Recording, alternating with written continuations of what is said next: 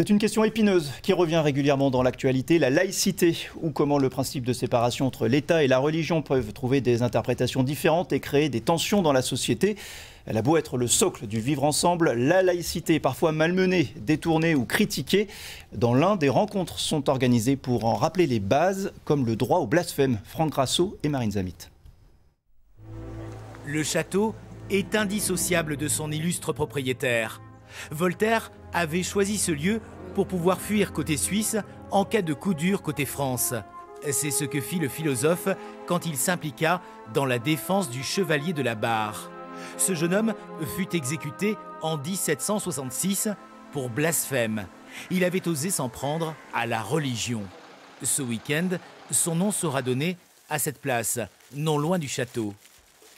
Le symbole du chevalier de la Barre montre bien que l'intolérance, à l'époque l'absolutisme religieux, amenait à ce type de choses. Est-ce qu'on va y revenir ?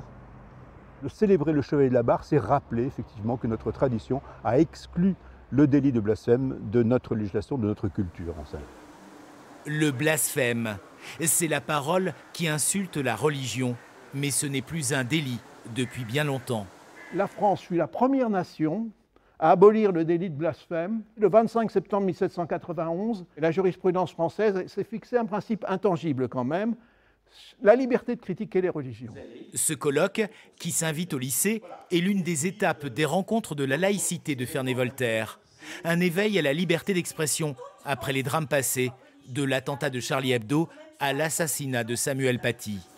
On a vécu pendant des années sans parler de cette laïcité parce qu'elle était un petit peu presque dans nos gènes. On vivait avec.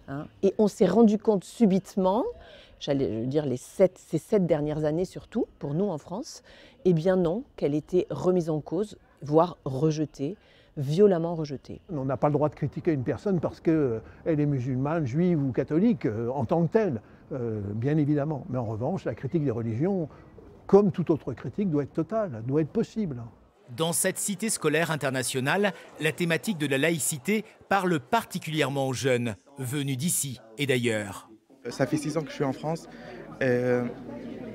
J'ai découvert la liberté d'expression et de pensée et de liberté d'exercer sa religion tranquillement. Et je trouve ça très bien. Ici, on aime le dire, la laïcité, c'est la faute à Voltaire. L'homme des Lumières montra effectivement un chemin.